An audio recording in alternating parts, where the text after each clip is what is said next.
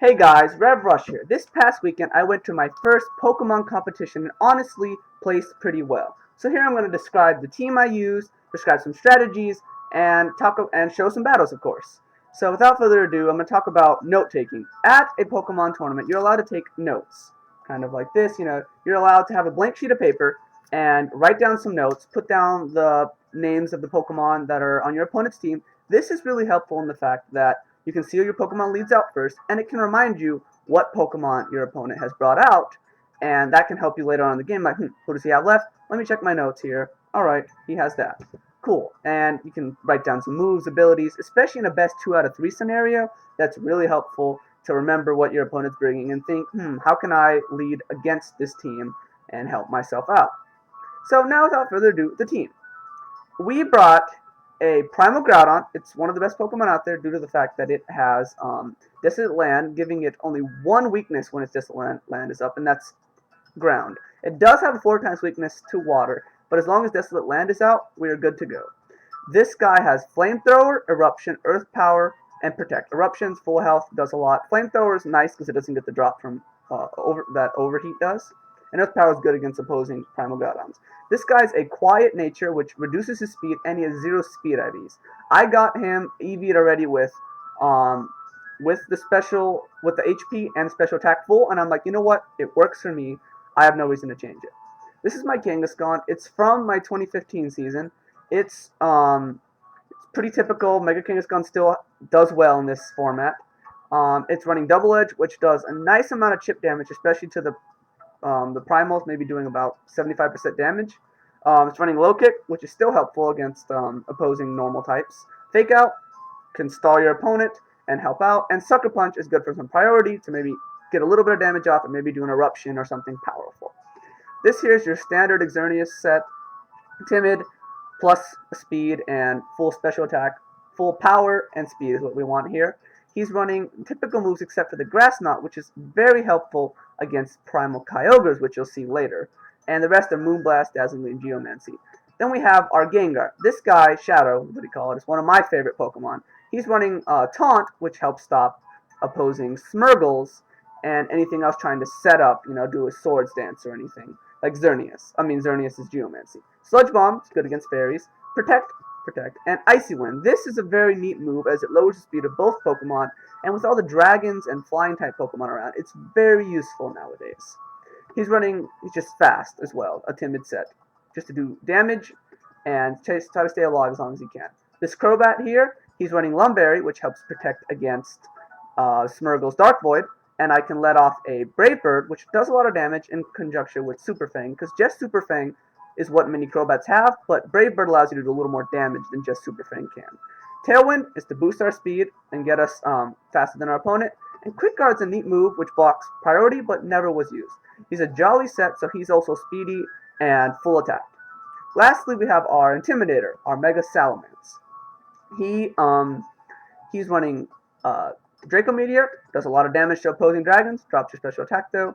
The main move that's used is Hyper Voice, which does a lot of damage, chips away at health, and it can hit through substitutes in case they come up. I actually tried Substitute, and it was kind of fun. You'll see later how it goes in a battle.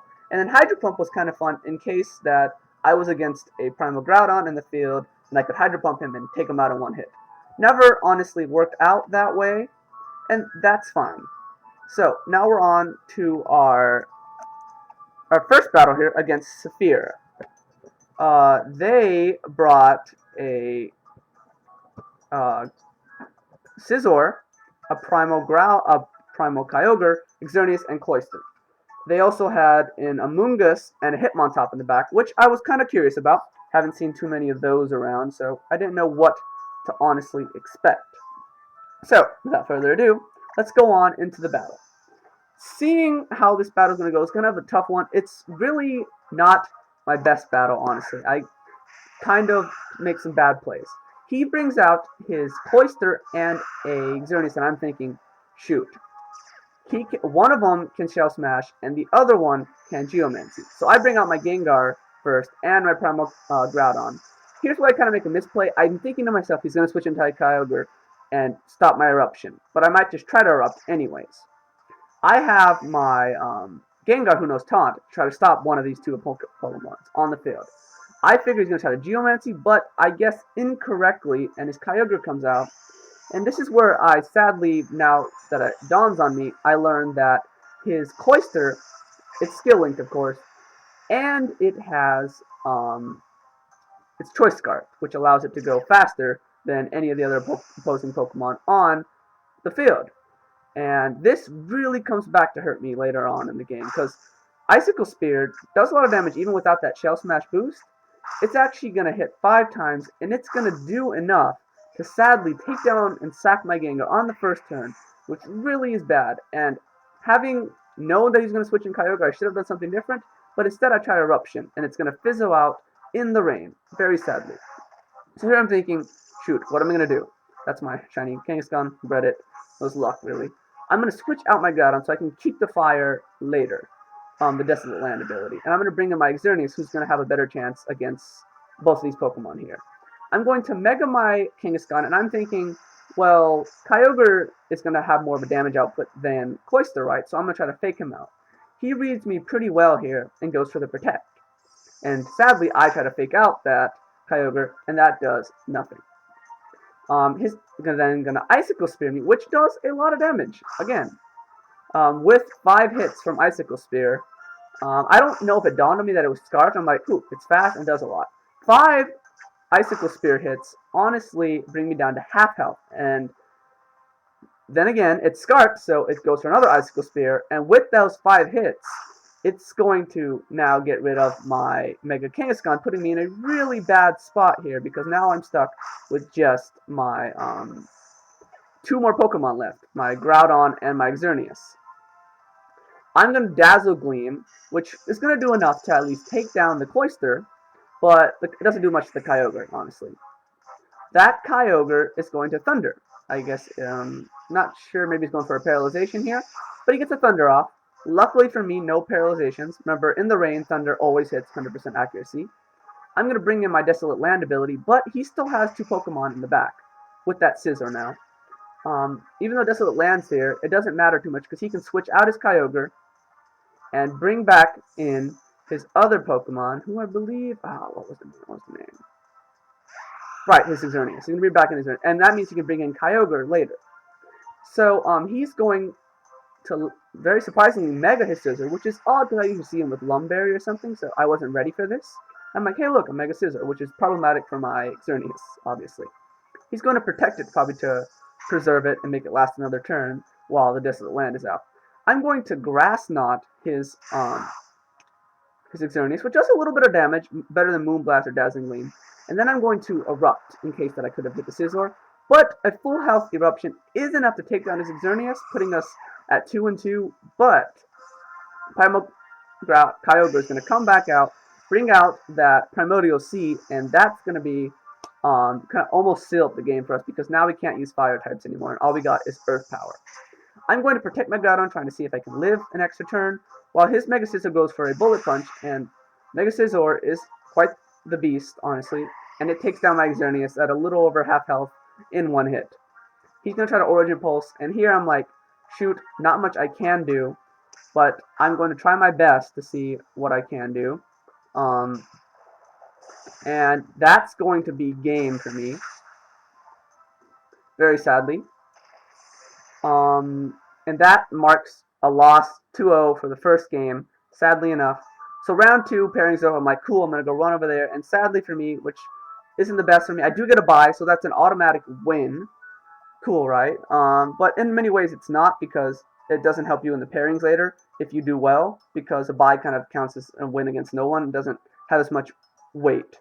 So now we're going to go on to our third battle. This battle is against Ben, who's rocking Primal Groudon, a Mawile, a Talonflame, a Palkia, a Hyaurama, and a Cresselia. So when I see Hyaurama and Cresselia, I'm thinking, Trick Room, I'm going to need to stop this somehow.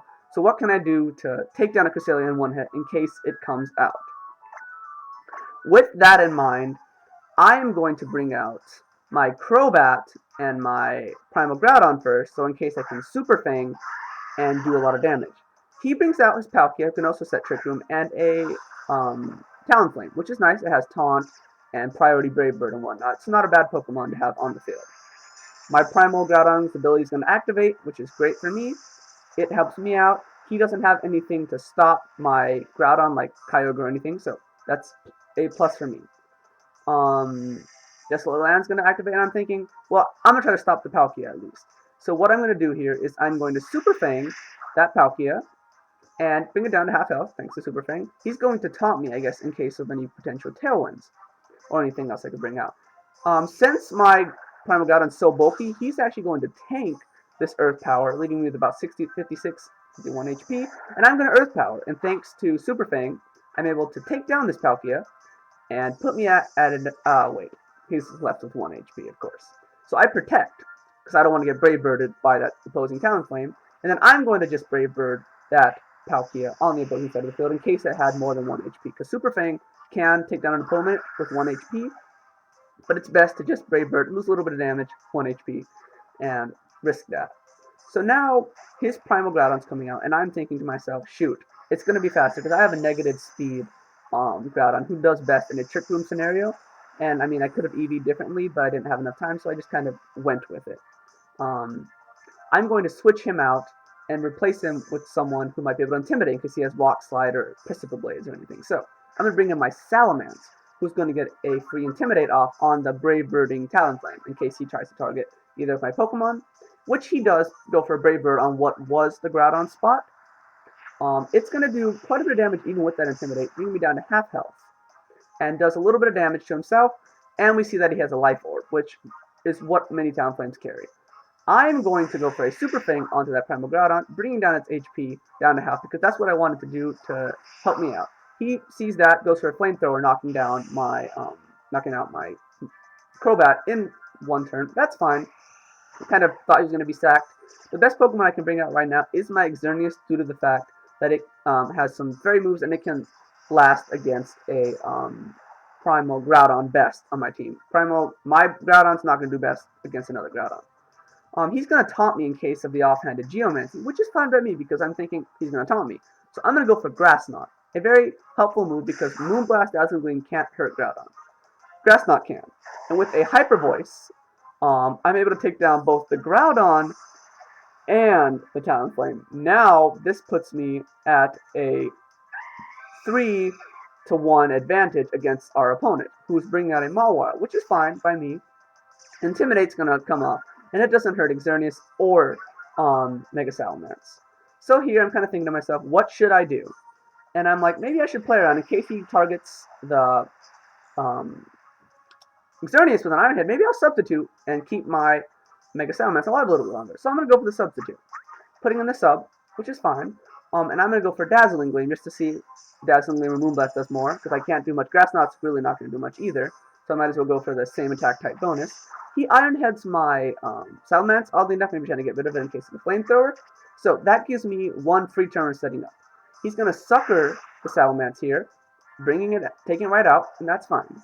I was kind of going to sack him anyways. And I go for a Moonblast this turn, and here's where I learned that Moonblast honestly does a lot more damage. My taunt wears off, so I can Geomancy now if I want. But now I have a Groudon and a Xerneas who has enough capability with a Moonblast to probably take him out in 1 hit. Or my Flamethrower from my Primal Groudon will be enough to take him out too. So, I'm going to Moonblast him, and luckily for me, I take down that Mawile, and we get our first, I guess technically second win, but our first win in a battle. So now, here's where I get a little bit sad, and I realized my battle video was full on my last battle, so I'm going to have to recount the story in an almost like a little action scene here. So, round 4 is against Jacob Pokta.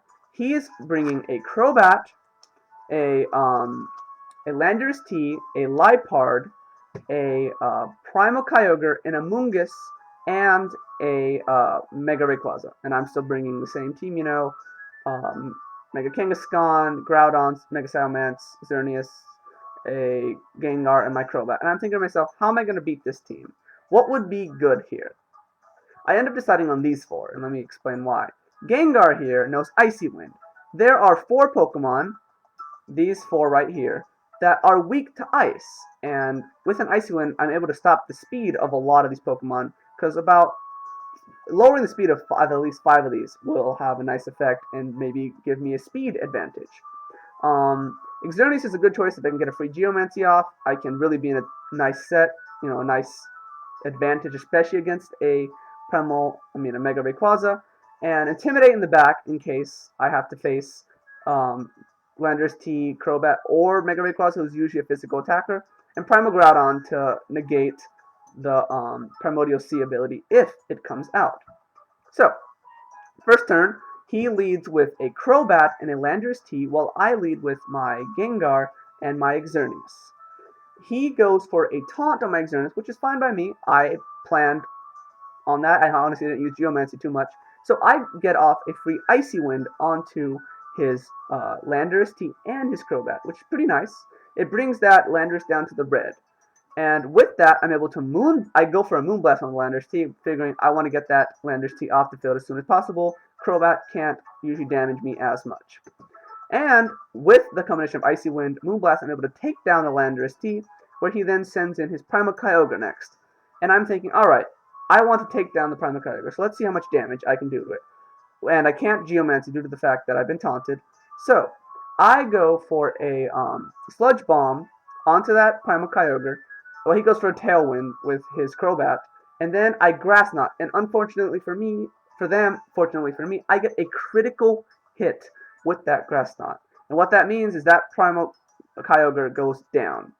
And now he's down to Crobat with Tailwind and Mega Rayquaza in the Tailwind. And I'm thinking, this is kind of problematic. And with Delta Stream active, both the Primal Rayquaza and the Crobat are not affected as much by super effective hits. So I'm going to try an Icy Wind again onto my Gengar spot, onto the Icy Wind, onto both of the opposing Pokemon. Well, I'm thinking, well, my opponent has 2 physical attackers, so what if I bring out my Mega Salamence to get a free Intimidate off? And that's what I do.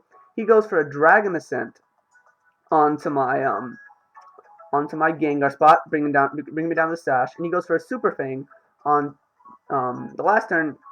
He goes for a Super Fang onto my Xerneas, while Salamence kind of sits there, not too damaged, luckily for me. Then I'm like, alright, I don't want to sack Salamence just so maybe I can get another Intimidate off a little bit later, because the Dragon Descent has lowered his defenses. Icy Wind unfortunately misses the Mega Rayquaza, and I bring back in Xerneas, who gets Super Fanged again, which would have been the Salamence spot. And so I'm like, okay, well, this is a little bit of an odd situation. Xerneas is less than half, and now that I have Icy Wind twice, their speeds are lowered. So with this, he goes for a Extreme Speed the last turn there onto my Xerneas spot, knocking me out. But I'm able to do another Ice Wind, and I'm faster now that the Tailwind's finally run out. And that's enough to take down that Mega Rayquaza, especially even with the Delta Stream, he still has a 4 times weakness to that ice. With the last turn here, it's a Crobat and a one second here, my slides seem to have stopped working. It's a Crobat against my Mega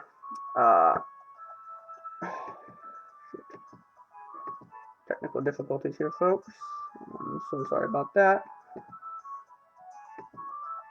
Don't know why it's refusing to work, but it's there, I promise. One more time. Our last turn here, I bring out my Primal Groudon, which is gonna help me. I mean, I figure I can bring out the Desolate Land against what is now only his Crobat. And we get the forfeit here, because we're up 3. We still have a nice health Mega Salamence with a Groudon, and our Gengar actually manages to live the whole match due to the fact that it got hit once, and then it kind of just was allowed to stay there and let off 3 Icy Winds against our opponent, giving us the win. And we learned that due to the fact that we only had 11 people, we were not able to do a top cut, unfortunately. We need 12 people for a top cut, which would give me a chance to do best 2 out of 3 and maybe go above where I was. That bye I know hurt me, but I announcings are, announced, and I got 4th place. So that means I won 3 battles, only lost 1, and they had a raffle there, and I was able to win this guy, a nice, cute little special edition Mew in a raffle. So wasn't all bad.